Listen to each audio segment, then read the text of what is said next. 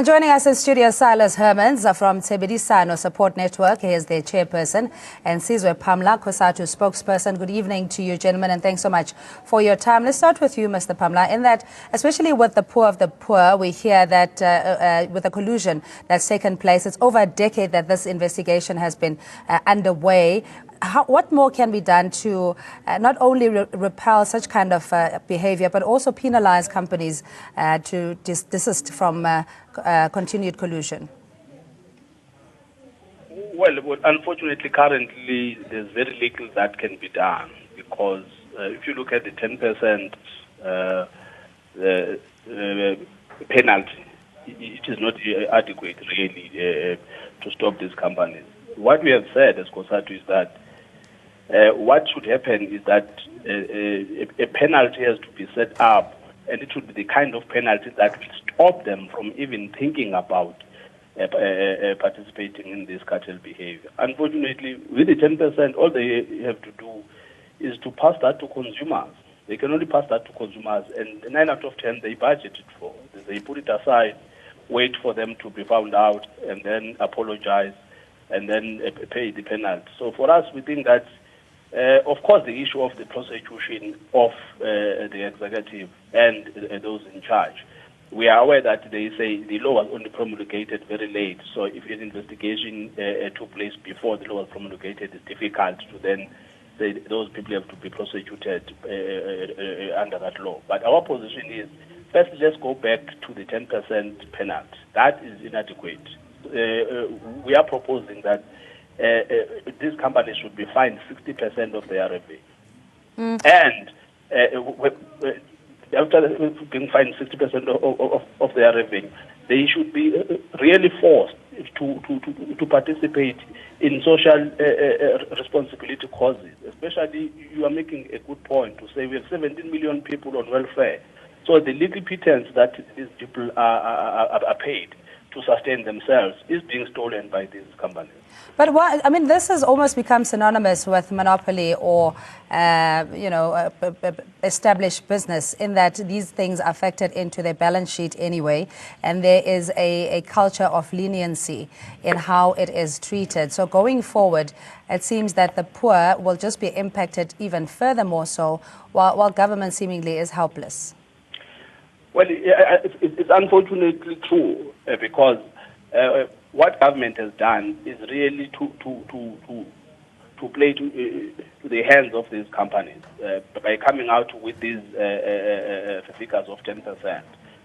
But if you then go back, we have a culture in this country of having short memories, of forgetting, because the very same people, some of them who were part of government before, are actually working for these companies. That is what has been the problem in this country, is that the level of leniency that we see is because these people, what they do when they are serving government is they serve government preparing themselves for an afterlife after they leave government. If you look at the boards of these companies, some of these people, you will realize that they have worked in government in some capacity. So you have these laws that were set up by people and promulgated by people who themselves were not necessarily promulgating laws because they wanted to punish these monopolies. They were promulgating laws so that they could protect them and then later on be rewarded for not having gone hard on them. Yeah, that's a very serious case that we're dealing with. Mr. Pamla, please stay on the line. Mr. Hermans, we're coming to you. We have a caller, Temba, in the Val. Good evening to you and thanks for joining us. What's your comment or perspective? Cindy, how are you? I'm very well. How are you? Good. I noticed something as a concern residents of the country. I think our leaders, they are afraid to tell the country that we have our own cartels inside our organizations, because where those cartels get the power to do what they are doing into our people, into our poor people of this country. They have our leadership that we are afraid to call them names, to say that they get funds from those companies. We know those things. All these people that you are exposing them there, our leadership in our organizations, they know them very well. Now, I will definitely sure to say the president or the ministers, they are touching their cons. That is why they are fighting against him. He touched the very bigger, painful cons because they will never get those funds anymore. Look at the money. Look at the money that we are losing in this country, and then they are blaming one person. I think Ramaphosa, they must account. Paul Mashatile, all those people, all those big masters, big monsters in the organization of the ANC, they must account on all these things.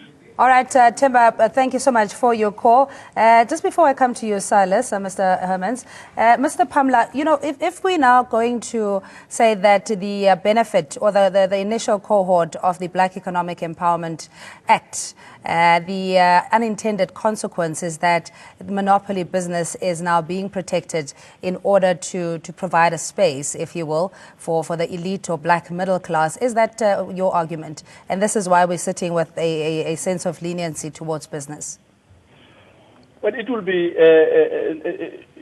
be better if these people were doing this because they themselves were actually participating in the economy. They are not even participating. They are being paid off because to just serve in a board, you can't really say you are participating in any meaningful way in the economy. So the point here is that these people, what they do is that if you were to go and make submissions, for an example, currently, and propose that we want 60% of the profits to be taken away, or even give a figure, because what you will be trying to do is to come out with a deterrent. You are not saying you really want to take that percentage. It's not going to help to just take 10%. What you want is to say, let us put a deterrent in place that will ensure that these people do not do this going forward. You will get resistance. You will hear people calling you all sorts of names and saying that you are unreasonable because those people, it's just that one of the issues we don't raise sharply in this country is the lobbyists who actually lobby hard against the promulgation of laws that support and defend poor people. There are lots of lobbyists that are out there who actually lobby and push back against any of the proposals that will stop this cartel from doing what they are doing. All right, let's get a perspective from Silas Hermanas. He's the chairperson of Tebedisano Support Network. Mr. Hermans, thanks so much for your time. How does this impact on the work that you do in the feeding schemes and dealing with the most vulnerable in society when the price of food and consumables is fixed?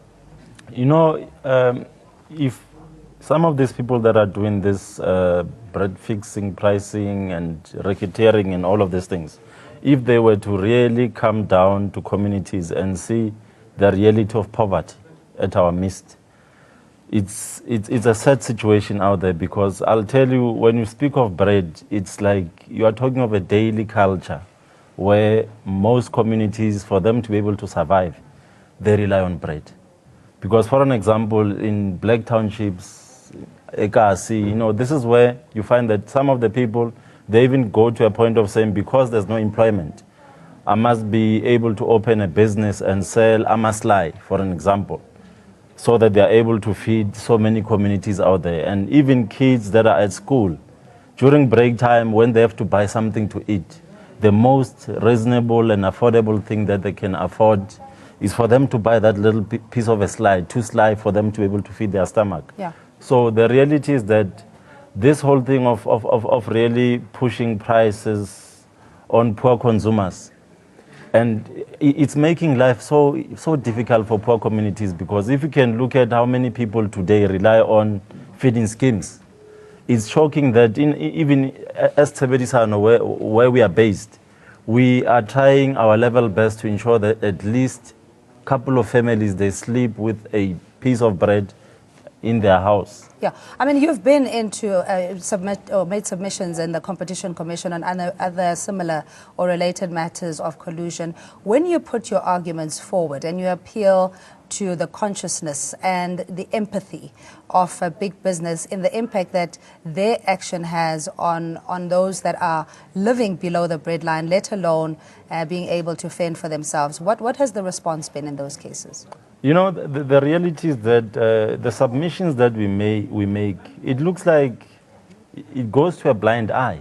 It goes to a deaf ear because there's so much that is going wrong in this country. There's so much that is being distorted in the midst of our poor people because of they are not aware.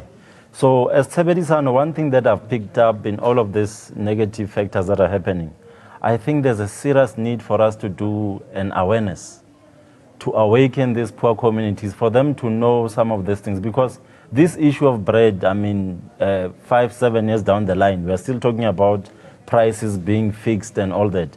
I remember some of these companies were punished in the past, and they were made to pay a certain amount of millions. And when I looked at the figure that they were punished back then, I then said to some of the fellow friends that I have to say, you know what, watch the space. Immediately when these companies are going to pay the money that they're being charged as a penalty, they are going to pass the buck on poor communities. And believe you me, a month later, prices changed. Bread prices rocketed at 1 rand hike. And I then said, I saw this coming. They factor it in, yeah. All right, they factor it in into poor communities. All right, let's take a call. Mohammed in Mpumalanga, good evening to you and thanks for joining us. Good evening, Cindy. Hi. My name's Soli Mohammed. Yes, sir. I'm in the bread business for a very long time. I've worked for the companies. And let me tell you something. This thing about price fixing, this thing is not over as yet. There's a lot of people protecting one another in this business. Now, the thing is, we don't know who to go to. Who do you report these things to?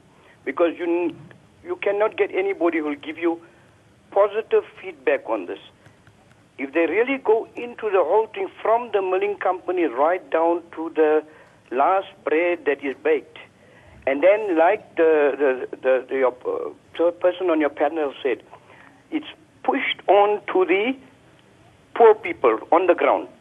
But if you look at the pricing system, you will find the chain stores got a different pricing system. Then they got a different pricing system for the middleman. Then they got a different pricing system for the tuck shops. And this thing we as the communities must get together and we got to fight this thing. All right, Solly Mohammed, thank you so much for calling in. Mr. Pamla, you know, what happened to the Township Enterprises Initiative and, creating cooperatives so that communities can support each other and also feed the communities? Well, certainly, there is not enough support. For an example, if you go to townships, you will find that, firstly, there is no space even for small businesses to operate. So the small businesses are dying out. So that's the first thing, is that if you go to local malls, there is no space for small businesses. So those cooperatives or those small enterprises, they produce what they produce. And there is no government feeding scheme that is knocking at the door to say, to promote you or to help you to actually go forward. We are prepared to take you over as our service provider. So those are some of the problems that we are experiencing, to say there is no support out there for those small businesses. And when those small businesses start to struggle and people just decide to shut down. But one of the key issues that has not necessarily been explored fully is the issue of actually not depending too much on what is government likely to impose as a penalty. We think that going forward, organizations outside of government have to explore the possibility of actually pursuing a class action against these companies. To say, as and when these companies are found out, now we have to use the court to make sure that we just impose a class action against them, and then because only courts can really force them to pay more than they are currently being made to pay. All right, Mr. Sizwe Pamla, he is the spokesperson for COSATU. Thank you indeed. Tony Badise, market commentator. Just very briefly, Tony, in terms of unethical, or rather corporate governance, and how the collusive behavior has become almost a second or subculture in South Africa, surely these are things that investors should be concerned about, or is it, about the bottom line and not necessarily what impact it has on poor communities? Of course, Cindy, this is one of the situations that really affects the market in a very bad way.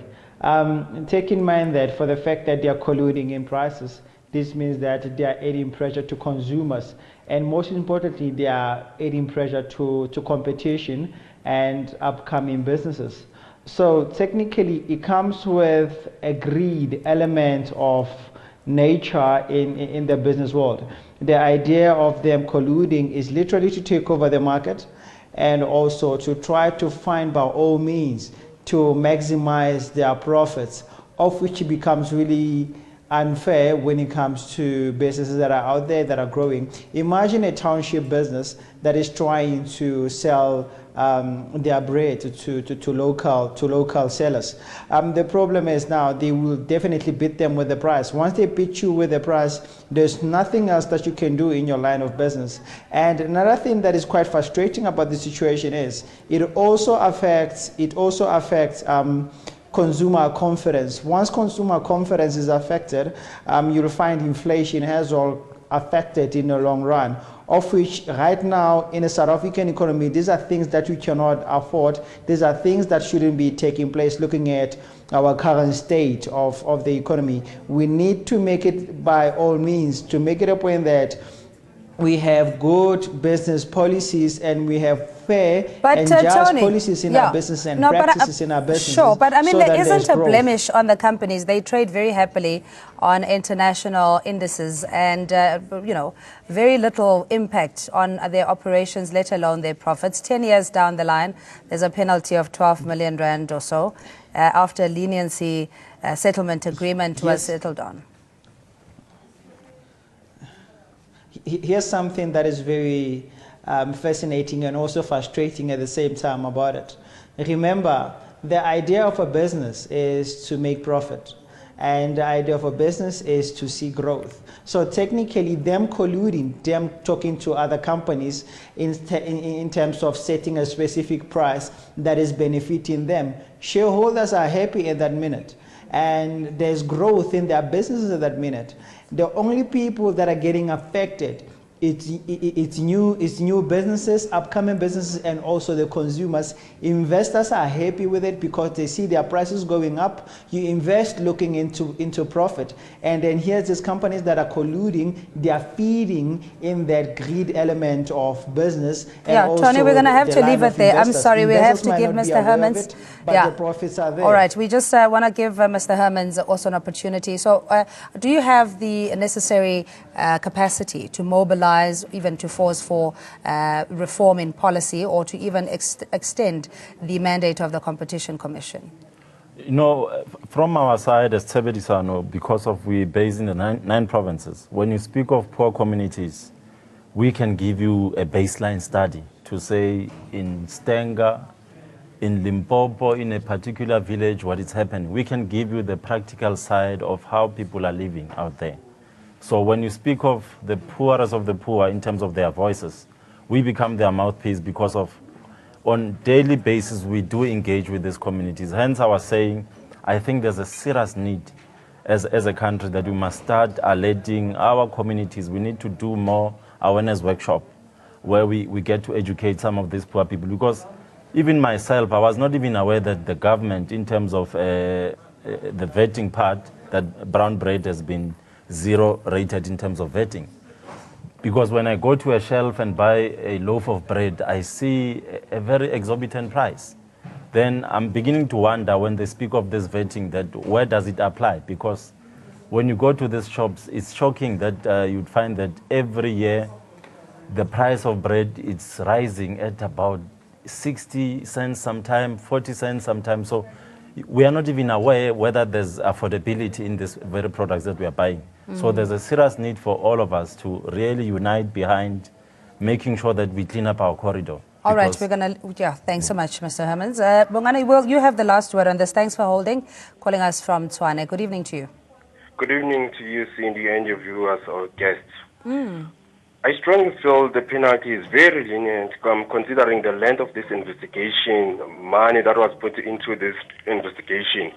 But more so, my deepest concern is that you'll find that the commission has spent roughly 5 million on this entire project, and this only boils down to an actual penalty of more or less 7 million. So I strongly feel this is not good for us. Yeah, it's an exercise almost in futility, but you're quite right. And industry continues to be protected while the most vulnerable are taken advantage of. But thanks indeed for joining us. Tony Modise, market commentator, and Silas Hermans from Sebedisano Support Network. He's their chairperson. Sizwe Pamla Kosatu, spokesperson. And thanks to you for calling in as well. We're back after this.